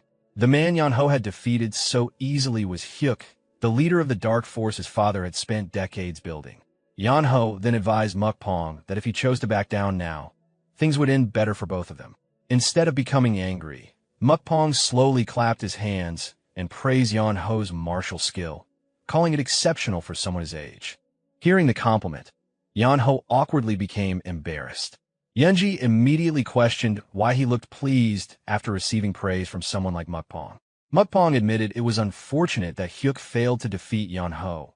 But from another perspective, simply meeting a martial artist like him made the entire situation worthwhile. He then openly invited Yan-ho to work for him. Yan-ho looked genuinely surprised by the offer, while Yunji demanded to know what Mukpong was plotting now. With intense determination, Mukpong promised Yan-ho unimaginable rewards if he joined him. He offered him immense wealth and enough power to hold the world in his hands. Yan-ho then declared that any sensible and honorable person would never be tempted by such sweet words. For a brief moment, Yunji felt moved by his response. However, Yan-ho immediately ruined the moment by admitting that he personally was interested and wanted to hear the actual numbers involved. Yunji instantly looked disgusted and told him he should just die instead. Lai Huana also shouted at Yan-ho, asking if power and money truly mattered that much to him. Without any shame, Yan-ho confidently answered that they absolutely did. Surprisingly, Mukpong agreed with him, and even Yunji reluctantly admitted that wealth and power were indeed valuable. Lai Huana became flustered and quickly argued that he could also reward Yan-ho. Curious, Yan-ho immediately became interested. Mukpong mockingly asked what Lai Huana could possibly offer. Although Lai Huana was related to the emperor, he had already abandoned his pursuit of power and wealth. At best, he could only provide Yan-ho with a government position. Mukpong, meanwhile, claimed that his father could give Yan-ho limitless authority and riches beyond imagination. Yan-ho bluntly told Lai Huana that he was clearly losing this negotiation. At that moment, Yuan stepped in and pointed out that helping evil men carry out conspiracies was completely different from exposing conspiracies. He then asked Yan-ho whether his master had never taught him proper morals. Hearing his master being mentioned, Yan-ho suddenly became serious and asked if Yuan truly wanted to know what his master taught him in situations like this. Yuan believed that because Yan-ho constantly mentioned his master, he must deeply respect his teachings. Surely no master would raise a disciple with terrible morals. As all the scholars watched with anticipation, Yan-ho finally revealed his master's advice. According to him, his master always said to side with whoever offered more money. Morals and reputation had no value because they could not put food on the table. If money was offered, the correct decision was to accept it rather than pretend to be righteous. Hearing this, Yuan could only wonder what was wrong with both the master and the disciple. Mukpong, however, praised the teaching and agreed completely. He argued that morals and recognition meant nothing compared to usefulness and loyalty. Once again, he asked Yan-ho whether he would work for him. The moment the word work was mentioned, Yan-ho visibly frowned and asked if he truly had to work. Yunji quickly seized the opportunity and promised that if he sided with them, they would not force him to work at all. Instead, they would provide him with good food while allowing him to rest comfortably every single day. That immediately caught Yan-ho's attention. Mukpong also realized his mistake and quickly assured Yan-ho that he would not need to work either. He promised that Yan-ho would still receive every reward he mentioned earlier. Yan-ho excitedly asked if he truly meant it. Then he casually walked over to Mukpong, wrapped an arm around him, and praised him for being generous and manly. Mukpong awkwardly laughed along and humbly replied that he was nothing compared to Yan-ho. Watching the two of them get along so well, Yuan, Yunji, and Lai Huana were filled with silent rage and cursed Yan-ho in their minds. Yan-ho then asked Mukpong what exactly he needed to do. Mukpong let out another unpleasant laugh before calmly ordering Yan-ho to kill everyone there. Since they were traitors accused of treason, execution was only natural. Looking toward the tied-up scholars, Yan-ho casually repeated Mukpong's claim before asking why they had supposedly committed treason in the first place. Unable to contain her frustration any longer, Yunji exploded in anger and shouted that there had never been any treason at all. Mukpong had fabricated everything from the start. She demanded to know whether Yan-ho actually believed him. Yan-ho pointed out that the situation looked convincing enough, especially since the ledger of signatures had been discovered. Furious, Yunji cursed him as a complete bastard. After thinking for a moment, Yan-ho admitted that killing them all felt excessive. Besides, he had never killed anyone before. Mukpong then decided to do it himself and ordered one of the masked men to bring him a sword. He calmly explained that although he disliked dirtying his own hands, punishment should never be delayed. Yuan desperately tried to stop him. He argued that Mukpong was supposed to be a learned man and questioned how he could commit such betrayal against the nation. Sword in hand, Mukpong coldly replied that everything he was doing was for the sake of loyalty to the country. As Yunji cried out for her father, Yuan quietly closed his eyes and apologized to her, preparing himself for death. Just as Mukpong was about to cut off Yuan's head, Yan-ho suddenly stopped the sword with one hand and calmly told him that it was enough. Mukpong immediately realized he could not pull the blade free from Yan-ho's grip. Shocked, he could not understand how Yan-ho possessed such strength. Mukpong then reminded Yan-ho about the agreement they had just discussed, but Yan-ho replied that he had not forgotten anything. He simply said he was tired of playing along. Yan-ho then explained what was truly necessary for living a lazy life, avoiding troublesome situations altogether. He recalled how he once broke an ink slab his father treasured while his father was away from home. Yan-ho had run away for 3 days, but those days felt worse than death itself. When he finally returned, his father beat him nearly to death. However, after enduring it, Yan-ho actually felt relieved afterward. Lai Huana coldly commented that Yan-ho's father should have killed him back then. Completely confused, Mukpong demanded to know what Yan-ho was talking about. Yan-ho then mentioned another lesson from his master. According to him, while people should never forget hatred, they also should never forget kindness. Anyone who failed to repay what they owed would eventually pay an even greater price later. Debts had to be settled before the interest continued to grow. Hearing those words, Yuan, Yunji, and Lai Huana began seeing Yan-ho in a completely different light. Yan-ho calmly declared that it was finally time for him to repay his debts. The others stared at him in surprise, while Mukpong realized Yan-ho was openly declaring that he intended to stop him. Instead of panicking, Mukpong burst into loud laughter. He then asked whether Yan-ho truly believed he had tried recruiting him because he feared him. Scratching his head, Yan-ho admitted that it never really seemed that way. Mukpong immediately raised his hand and unleashed a massive palm of condensed qi. As powerful waves of energy gathered around him, he declared that if he truly wanted to, he could kill Yan-ho effortlessly. He even told Yan-ho to consider it an honor to die by his hand. Yuan and Lai Huana were both shocked to discover that Mukpong could also use martial arts. In the next moment, Mukpong unleashed his technique. Numerous giant palms formed from qi rushed toward Yan-ho from every direction. While laughing confidently, Mukpong mocked Yan-ho and advised him not to live lazily in his next life. However, as the attacks closed in, Yan-ho casually remarked that the martial art looked strangely familiar. Mukpong became pleased, believing Yan-ho had finally realized the power of the technique. Since Yan-ho appeared skilled, Mukpong had used one of his ultimate techniques immediately, assuming Yan-ho would not even have time to react. But before Mukpong could finish his thoughts, Yan-ho effortlessly slipped through every incoming strike. Mukpong froze in shock. Before he could even understand what happened, Yan-ho suddenly appeared behind him and casually asked if he was done already. Terrified and stammering, Mukpong questioned how such a thing was possible. Yan-ho simply replied that he had watched through the entire process carefully. Without wasting another word, Yan-ho kicked Mukpong hard enough to send him crashing into a wall. Afterward, Yan-ho casually remarked that one kick was more than enough to clean up trash like Mukpong. The scholars could only stare at him in complete awe. Yan Ho then began untying everyone. Lai Huana asked whether Mukpong was dead, but Yan Ho said he had only kicked him lightly. Considering how much fat Mukpong had, he was probably perfectly fine. Yan Ho then walked toward Mukpong while stretching his arm and casually asked whether they should continue where they had left off. Mukpong immediately panicked and shamelessly proposed, pretending that none of this had ever happened. Hearing that, everyone else became speechless. Lai Huana immediately rejected the idea and ordered Yan Ho to seize him at once. Addressing Lai Huana respectfully, Mukpong desperately pleaded for mercy. Lai Huana coldly asked if he had ever seen the Inspector General allow a traitor to walk free. Mukpong then revealed his final card. If he failed to return, his father would realize the plan had failed and make one last desperate move. Regardless of the outcome, the imperial family would suffer irreversible damage. Lai Huana called him a wicked man. However, he also understood the danger of the situation.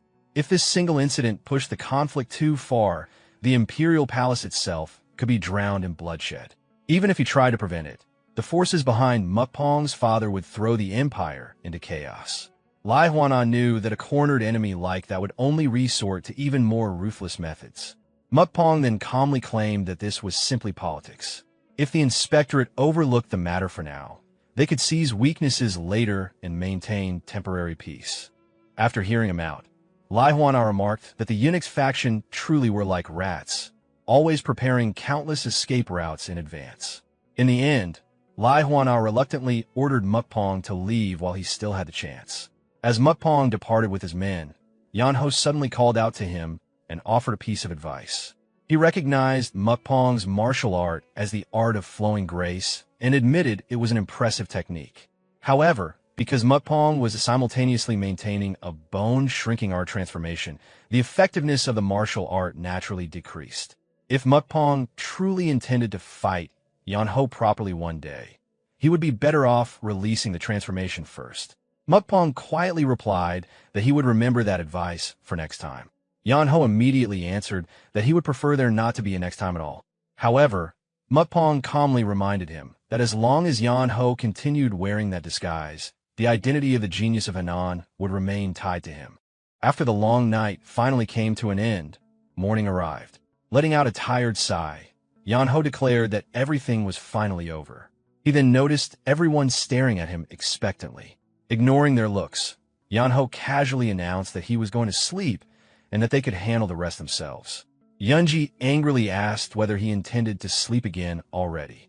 Yan Ho reminded her that she had promised him full board and lodging, so she would not dare take back her words now. As he hurried toward his bed, Yan Ho warned Yunji not to wake him under any circumstances because he intended to sleep straight through until the next day. Yunji could not understand what kind of person Yan Ho truly was. Her father and Lai Huana felt the same way. Even after the incident, Yan Ho continued living comfortably without a care in the world. While Lai Huana and Yuan spent their days dealing with the aftermath of Mukpong's scheme, none of those responsibilities reached Yan Ho. Every meal was delivered directly to his room, filled with delicious food, and nobody bothered him for sleeping all day. To Yan Ho, it truly felt like paradise. 7 days later, Yunji finally entered his room and told him to wake up. Yan Ho remained motionless, pretending to sleep. Growing irritated, Yunji shouted that he should stop pretending because she knew he was awake. Yan Ho finally sat up and complained about what happened to his promised full rest. Yunji explained that her father wanted to see him and told him to complain directly to Yuan if he had a problem with it. She also pointed out that after lying in bed for 7 straight days, he could hardly refuse now. Yan Ho lazily suggested telling Yuan he would meet him later instead. At that point, Yunji completely lost patience. She yanked away his blanket, causing Yan Ho to fall directly onto the floor. Not long after, she dragged him to meet Yuan and Lai Huana. As soon as they arrived, Yunji announced that she had brought Yan Ho. Yuan praised her effort and told her she could leave now. Unexpectedly, both Yunji and Yan Ho greeted them as if they were leaving together. Seeing this, Lai Huana immediately became irritated and clarified that Yan Ho was the one staying behind, not Yunji. Pretending to misunderstand, Yan Ho acted as though Lai Huana was asking Yunji to remain instead. Yunji angrily corrected him while Lai Huana looked close to exploding. After awkwardly scratching his head and forcing himself to calm down, Yan-ho finally sat down. Lai Huana then presented him with an embroidered sword. Yan-ho immediately grabbed it excitedly without hesitation. Curious, Lai Huana asked whether he even knew what the sword was. Yan-ho honestly admitted that he had no idea. Lai Huana then asked why he accepted it so quickly without even questioning it. Yan-ho simply rubbed his fingers together and explained that it looked expensive. According to his master, if something looked valuable, he should grab it first and ask questions later. Lai Huana tried explaining the importance of the sword, but Yan-ho instantly cut him off and declared that there were no takebacks. He even warned Lai Huana not to act stingy, saying that a man of his standing surely would not take back something he had already gifted. Lai Huana clarified that he never intended to reclaim it, but Yan-ho insisted it was too late anyway because he had already spat on the sword, making it officially his. At that point, Lai Huana finally snapped and shouted at Yan-ho to listen carefully before he ruined his entire clan. He then revealed that the sword was the sacred relic of the inspectorate. Anyone carrying it would be treated as an equal to Lai Huana himself. Yan-ho quietly examined the sword for a moment before asking whether that was all it did. He wondered if it had any practical benefits, like helping him buy food or a house. Lai Huana stared at him in disbelief, while Yan-ho continued explaining that what he did that day deserved something more realistic. In his view, the world operated on give and take, and people preferred rewards with actual value. Awkwardly gesturing with his hands, Yan-ho implied he was talking about money without directly saying it. Lai Huana clenched his fist and angrily asked whether Yan-ho expected him to forget about the sacred relic and simply hand over cash instead. Yan-ho replied that he would never say something so crude because he still had manners. Unable to contain himself any longer, Lai Huana hurled an inkstone at him. Yan-ho casually caught it and immediately asked whether that belonged to him now, too, since it also looked expensive. Meanwhile, Yuan silently mourned the loss of his precious inkstone. After calming down slightly, Lai Huana repeated himself. The sword represented the authority of the Inspector General. Carrying it was effectively the same as holding an official government position equal to his own. Yan-ho immediately summarized it as additional work. Lai Huana argued that it was a prestigious government post, but Yan-ho insisted that government positions and extra work were the same thing. Frustrated, Lai Huana eventually gave up trying to explain and simply ordered him to accept it as something different. Out of respect for his elders, Yan-ho reluctantly agreed to let the matter slide. Yuan then explained that the inspectorate had once sent secret inspectors throughout the Central Plains, but the position had remained vacant for a long time. He suggested that Yan-ho take up the role. Holding up the sword, Yan-ho asked whether the position really came with only that reward. Lai Huana immediately clarified that he had no intention of forcing Yan-ho into actual government duties. The sword itself was simply a reward. He even declared that he would sell his own house if necessary to properly compensate Yan-ho, while angrily calling him a stubborn turtle. Relieved, Yan-ho admitted he had been worried things might become troublesome. That comment immediately made Lai Huana and Yuan suspicious. Remembering Yan-ho's constant gestures about money, both of them realized he had likely been planning to sell the sacred sword. Lai Huana then asked Yan-ho about his clan and his master. Yan-ho calmly refused to answer. Lai Huana questioned whether Yan-ho distrusted him. Then, growing angry once again, he shouted that despite knowing his status, Yan-ho still refused to reveal his identity. With a completely straight face, Yan-ho explained that the issue had nothing to do with status. The real problem was that he could not trust someone who deliberately hid his martial arts while pretending otherwise. He then directly asked Lai Huana how long it would truly take him to subdue Mukpong, 5 seconds or maybe only 3. The sudden question immediately caught Lai Huana off guard. Yan-ho admitted that being forced to move according to someone else's plans felt unpleasant. As his expression turned serious and his aura spread through the room, he openly said he could not stand being treated like a piece on another person's chessboard. Lai Huana fell silent after realizing that Yan-ho had seen through him from the beginning. After a moment, he finally asked whether Yan-ho had known all along that he was capable of martial arts. Yan-ho explained that he had found the entire situation suspicious from the start. While he understood that some people were deeply obsessed with the game of Go, traveling hundreds of kilometers just to play was excessive.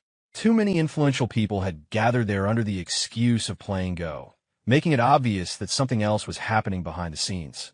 That alone had already made him suspect a hidden agenda, and Lai Wanga's sudden appearance only increased his doubts.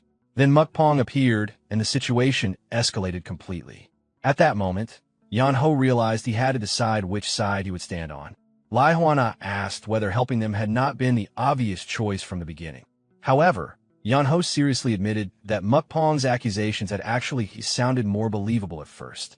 Even if the ledger of signatures was fabricated, Lai Huana truly had been secretly gathering influential figures together. From an outsider's perspective, it was difficult not to suspect treason. Lai Huana then questioned why Yan Ho had still chosen to help them. Yan Ho admitted that it was because Yunji had called out to him. Originally, he fully intended to escape if he had not been noticed. However, Yunji genuinely seemed unaware of the conspiracy surrounding her, and he could not bring himself to abandon her. He added that his master always taught him that worldly matters and personal gains were important, but none of that mattered if a person could not even see the individual standing directly in front of them. Lai Huana realized that was why Yan Ho had spent the entire incident carefully observing his reactions instead of blindly taking sides. Yan Ho admitted that was true, though he bluntly added that the entire situation had been exhausting. He then directly asked the question that mattered most. Was Lai Huana truly planning treason? Rather than denying it immediately, Lai Huana asked what Yan Ho would do if the answer were yes. Yan Ho casually replied that he would simply return to sleep comfortably. Lai Huana pressed him further and asked if that answer would remain the same even if he genuinely intended to rebel against the empire. Yan Ho sarcastically asked whether Lai Huana expected him to pray for the success of the rebellion. Lai Huana then questioned whether Yan Ho felt no loyalty toward the emperor. Yan Ho answered honestly that he had never received anything from the emperor in his entire life, so he saw no reason to feel loyal to him. In fact, he admitted he felt more favorable toward Lai Huana since Lai Huana had at least given him gold. The two stared silently at one another for a long moment. Then Lai Huana suddenly burst into laughter. He admitted that while he already expected Yan Ho to be clever, Yan Ho had turned out to be far sharper than anticipated. After calming down, Lai Huana became serious once more and swore on his own name that they were not planning treason. Instead, they had only been gathering strength in preparation against Nagji. Yan Ho quietly acknowledged his explanation. Lai Huana then revealed the real problem. Nagji had already noticed their movements. Mukpong had not been sent to expose a rebellion directly. Instead, the true goal had been to force Lai Huana into killing Mukpong himself. If that had happened, Nagji would have gained proof that Lai Huana was secretly hiding martial arts skills while gathering allies in private. Lai Huana openly admitted that Yan Ho's unexpected interference was what completely ruined Nagji's plan. After revealing the truth, Lai Huana bowed deeply toward Yan Ho and apologized sincerely if it had seemed as though they were using him like a pawn on a go board. He explained that both he and Yuan had simply been desperate. Yan Ho casually replied that it was fine. Lai Huana still insisted on asking him to believe his sincerity, but Yan Ho simply repeated that it was fine. The conversation soon shifted again as Lai Huana asked whether Yan Ho would consider accepting the position of secret royal inspector. Yan Ho immediately made his stance clear, saying he had no intention of voluntarily taking on work. Lai Huana calmly responded that it did not matter because the world would never leave someone like Yan Ho alone, no matter how much he tried to avoid involvement. Pouting slightly, Yan Ho asked if that was supposed to be an insult. Lai Huana smirked and replied that it was not an insult, but the path destined for a hero. Yan Ho rejected the idea immediately and flatly answered no. Lai Huana warned him that fate was not something a person could simply refuse forever. At that point, Yan Ho stood up and announced that he was leaving. Lai Huana also rose from his seat and revealed that he too would depart that very day. Before leaving, Yan Ho honestly admitted that he hoped they would never meet again. Lai Huana simply smiled and replied that he had a feeling they would. After Yan Ho left, Yuan quietly approached Lai Huana and asked for his thoughts. With a grin, Lai Huana admitted that Yan Ho had exceeded all of his expectations. He already knew Yan Ho's martial arts were extraordinary, but he never imagined Yan Ho would be perceptive enough to realize that Lai Huana himself was hiding his abilities. Lai Huana confessed that he originally believed he had discovered a dragon, but Yan-ho was closer to a monster. If they were not careful, there was even a chance Yan-ho might eventually devour them instead. Yuan calmly replied that the risk was still worth taking. Lai Huana nodded and added that Yan-ho's martial strength was not the only frightening thing about him. He was intelligent as well. Lai Huana admitted that Yan-ho was even more dangerous than he first thought. Yan-ho had understood everything happening around him from the beginning, yet he deliberately chose not to act until the final moment. That combination of strength, patience, and judgment made him far more frightening. He then wondered what kind of person could have trained someone like Yan-ho. Turning toward Yuan, Lai Huana ordered him to investigate Yan-ho thoroughly. Even if they could not uncover anything about his deceased master, they at least needed to learn which family he belonged to. Yuan accepted the order without hesitation. Later that night, Yan-ho rested alone on the rooftop beneath the moonlight. A voice suddenly called up from below, asking whether he was planning to leave. Yan-ho sat up and looked down to see Yuan standing there. He replied that after being allowed to stay there comfortably and eat well, he would not leave without saying a proper goodbye first. Yuan pointed out that Yan-ho had already planned to leave earlier. Yan-ho admitted that was true, but he also confessed that he had learned many things during his stay. Curious, Yuan asked what exactly he had learned. Yan-ho answered that he realized two things. First, even scholars who spent their lives studying books often failed to live according to the teachings they praised. Second, the world of Rulon itself was frightening. Yuan asked why he considered it frightening. Yan-ho explained that among everyone he had met in the Jianghu, the strongest person he encountered turned out to be someone from Rulon. Yuan admitted that Lai Wanga's martial arts were indeed impressive. Yan-ho smirked before directly asking Yuan why he continued pretending. Yuan was visibly startled and asked whether Yan-ho had known all along. Yan-ho calmly confirmed that he had. After sighing helplessly, Yuan admitted that things had become troublesome. He then asked Yan-ho for a favor and requested that he keep his secret hidden because he genuinely wished to continue living as a scholar. Yan-ho agreed immediately, but only if Yuan answered one question first. Once Yuan permitted him to ask, Yan-ho explained that his master had sent him out into the world of Rulon to witness it for himself. He originally thought he would encounter justice or some great truth. Instead, all he saw was corruption and dirtiness. Yuan lowered his head before answering seriously. He explained that every person carried an ideal in their heart, but each ideal differed from another.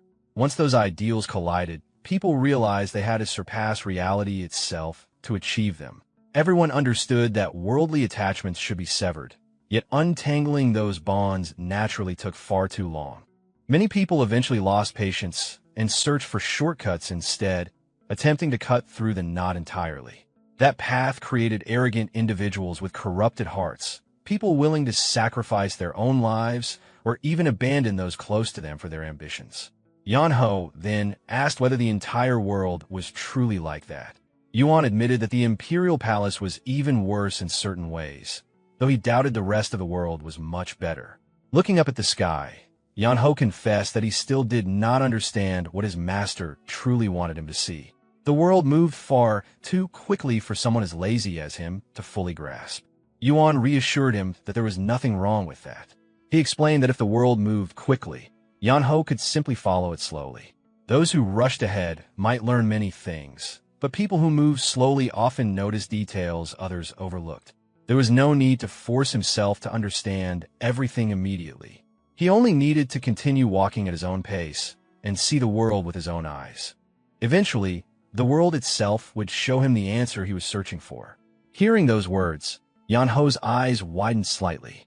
Quietly repeating them to himself, he realized he simply needed to experience the world as it was while remaining true to himself. The moment he closed his eyes, a wave of enlightenment washed over him. Aura began surging around his body as he entered a deep state of meditation. Watching from below, Yuan smiled softly. In a single movement, he appeared beside Yan-ho on the rooftop. After some time passed, Yan-ho slowly opened his eyes again. Yuan asked whether he felt he had gained some understanding. Scratching his head awkwardly, Yan-ho admitted that he honestly did not know. Yuan burst into laughter and assured him that it was perfectly fine as long as he understood things in his own way. Then, in another instant, Yuan disappeared from the rooftop and landed back on the ground below. Before leaving completely, He looked back one final time and expressed his hope that Yan-ho would someday discover the answer he sought. Yan-ho quietly watched him disappear into the distance before lying back down on the roof. Touching his chest, he felt that something inside him had changed. He wondered whether the orb his master once gave him had reacted somehow. Looking up at the full moon, Yan-ho imagined his master staring down at him and asking whether he finally understood now. Turning onto his side, Yan-ho softly admitted that he still did not. A few weeks later, Yuan entered Yan-ho's room and found him lazily lying on his bed once again. Yuan reminded him that he had supposedly planned to leave long ago. Yan-ho immediately sat up and claimed that since the day was already almost over, he would definitely leave tomorrow. This time, he insisted he truly meant it. Yuan dryly pointed out that Yan-ho had been saying the exact same thing for over half a month already. Yan-ho casually replied that delays sometimes happened. Yuan admitted that was technically true, but it was still becoming a problem. At that moment, a loud voice suddenly echoed from outside the room, formally introducing the Swift Dragon Escort Bureau and asking what cargo needed transportation. Confused, Yuan turned toward the source of the voice. The sound drew closer until the door finally opened. Standing there was Yunji. Yunji stepped into the room, pointed directly at Yan-ho, and coldly declared that he was the one. Confused, Yan-ho pointed at himself and asked if she truly meant him. An awkward silence filled the room until one of the escort warriors looked at Yunji and carefully remarked that the person she pointed at appeared to be an actual human being. Placing her hands on her waist, Yunji calmly replied that he only looked human. In her eyes, he was no different from baggage. Another escort warrior awkwardly explained that while the escort bureau did transport people, passengers were normally handled separately. Since this escort was meant for transporting goods, bringing along a person would be difficult. Yunji crossed her arms and assured them there was no issue. After all, livestock was loaded into cargo wagons all the time. Yan-ho might appear human, but to her he was no different. She instructed them to place him on top of the cargo, feed him 3 meals a day, and promised he would not cause trouble. Then she offered to pay passenger fare for him. A moment later, she corrected herself and declared she would pay double instead. The escort warriors still tried to refuse, insisting that rules existed no matter how much money was offered. Before he could finish, Yunji loudly raised the price to triple. The warrior once again tried to object, but Yunji immediately shouted that she would pay quadruple. Without hesitation, the escort warrior instantly shook hands with her and accepted the deal. Another warrior approached Yan-ho and politely informed him that they would take him along, asking him to come with them. Still sitting on his bed, Yan-ho loudly protested and demanded to know whether Yunji was seriously planning to load him onto a wagon like baggage and send him away. Yunji looked aside and calmly replied that at least he was quick to understand. Watching the scene unfold, Yuan finally asked his daughter what exactly she was doing. Yunji bluntly answered that it was best to get rid of the freeloader as quickly as possible. Hearing that, Yan-ho exploded in outrage. He complained that although he already knew the world had declined, he never imagined it had become bad enough for people to sell off their own benefactor like luggage after being saved by him. Yuan awkwardly admitted that Yan-ho had a point. However, he also argued that allowing him to travel freely now could still be considered a form of repayment for the favor he had done them. Yan-ho turned away dramatically and laid back down on the bed with his back facing everyone. Yunji then pointed out that if they continued leaving him alone, he would probably stay there until next year. In her eyes, she was actually helping him. Yan-ho immediately sat back up and demanded to know how forcing him out could possibly count as help. Yunji reminded him that he once mentioned wanting to visit the Hebei Sacred Beast Pavilion. Yan-ho froze in surprise and asked what she meant. She explained that the escort bureau's route passed through Hebei anyway, so he could simply travel with them instead of walking all that distance himself. Yan-ho reluctantly admitted that her reasoning made sense. Smiling faintly, Yunji explained that the horses would do the work, the escort bureau would earn money, and she and her father would finally be rid of him. According to her, everyone benefited from the arrangement. After thinking quietly for a moment, Yan-ho finally admitted that her argument was surprisingly convincing. Not wanting to hear more complaints, Yunji immediately ordered him to stop talking and follow the escort warriors. As Yan-ho followed them outside, He quietly muttered that his mother always warned him never to follow strangers. Yunji reassured him that the men were trustworthy, their business was legitimate, and there was nothing suspicious to worry about. Although Yan Ho still looked reluctant, he eventually followed along. A short while later, he sat atop the cargo wagon, resting comfortably among the goods. Looking around quietly, he admitted that he never expected to leave so suddenly. Standing nearby, Yunji and Yuan came to see him off. Yuan told him to take care of himself on the road. Yan Ho then noticed Yunji smiling brightly and remarked that she looked extremely happy about his departure. Yunji openly admitted that she was. Yan Ho then told the escort warriors to depart already. As the wagons slowly began moving, Yan Ho lay back down on the cargo. However, before fully relaxing, he turned sideways to look one final time at Yunji and Yuan. Waving toward him, Yunji shouted for him to stay healthy. Annoyed, Yan Ho yelled back, asking how she could throw him out and still tell him to stay well afterward. Yunji immediately fired back, telling him to fix his laziness while he was at it. Pouting slightly, Yan Ho reluctantly agreed before lazily waving back at them. Once the wagon disappeared into the distance, Yuan told Yunji to come back inside. She agreed, though before turning away, she glanced one final time toward Yan Ho's fading figure. As the wind brushed past her, a gentle smile quietly formed on her face. Some time later, the escort group stopped for a break. A stern-looking man approached the wagon with obvious displeasure written across his face. Introducing himself as Gokbang, the head of the Swift Dragon Escort Bureau, he looked up at Yan Ho, who was still asleep on top of the cargo. He then asked the others whether this was truly the item they had. They had accepted. One of the warriors awkwardly confirmed that it was. Frowning deeply, Gokbang demanded to know whether they were playing games with him. He reminded them that transporting a person required entirely different preparations compared to transporting ordinary cargo. The escort warrior explained that they originally intended to refuse the request, but because it came from the prestigious Hanland Great Academy, rejecting it was difficult. Gokbang asked how long Yan Ho had been in such a condition. The warrior replied that Yan Ho had been like that ever since leaving the academy. Crossing his arms, Gokbang stared at Yan Ho, who remained deeply asleep atop the cargo. He quietly thought to himself that never seeming to tire was impressive in its own strange way. Another warrior added that the academy only instructed them to feed Yan Ho 3 meals a day, much like livestock, and assured them he would quietly behave until they reached their destination. Gokbang admitted he could not understand the situation at all. He called out to Yan Ho, but Yan Ho did not respond. Growing irritated, Gokbang knocked loudly against the crate beneath him and shouted again. This time, Yan Ho slowly opened his eyes, looked down at him, and lazily asked what he wanted. Clearing his throat, Gokbang introduced himself as the head of the escort bureau. Yan Ho simply responded with a curt acknowledgement.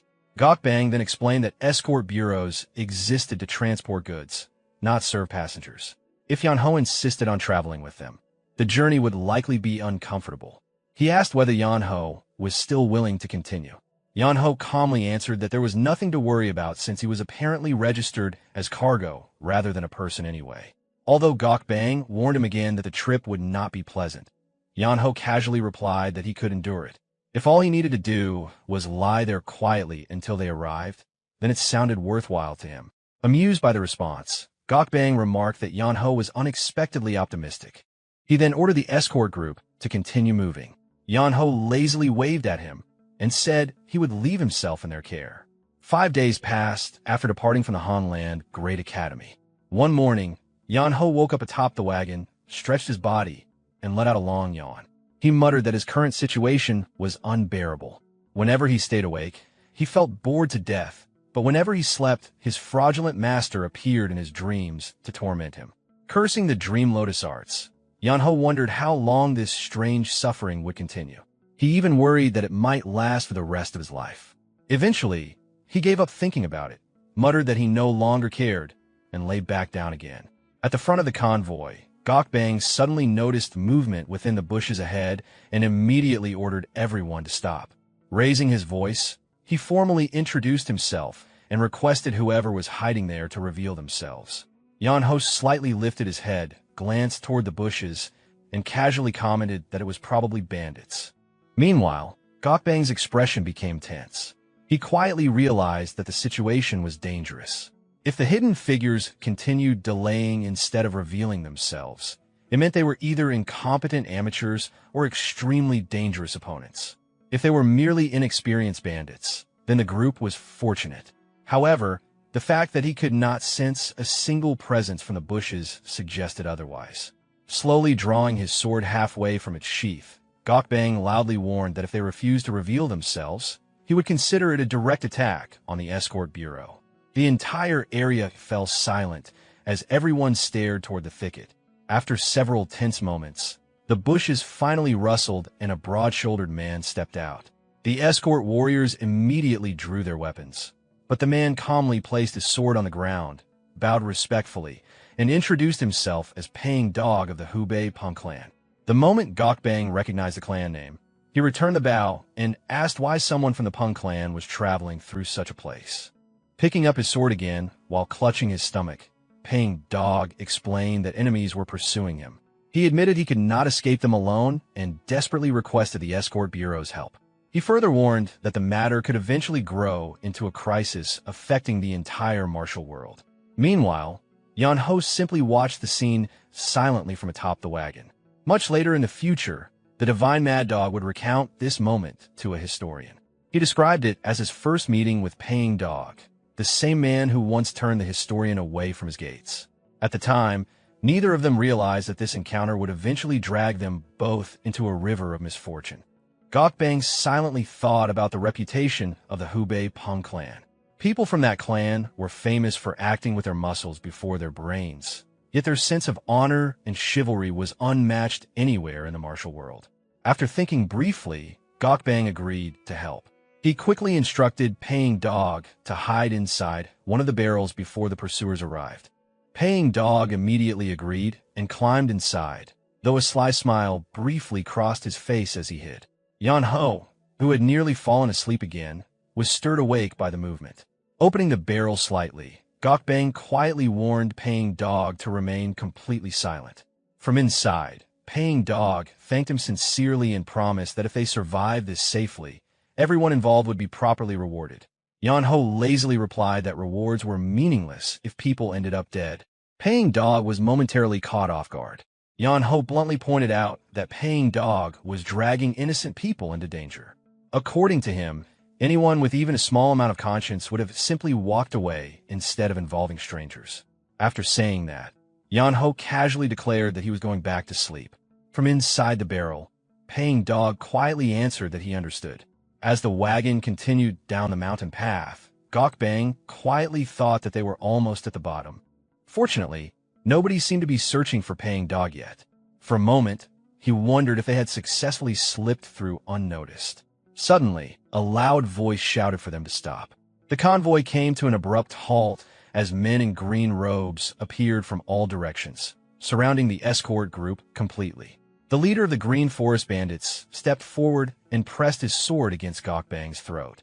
Trying to remain calm, Gokbang quickly realized who they were.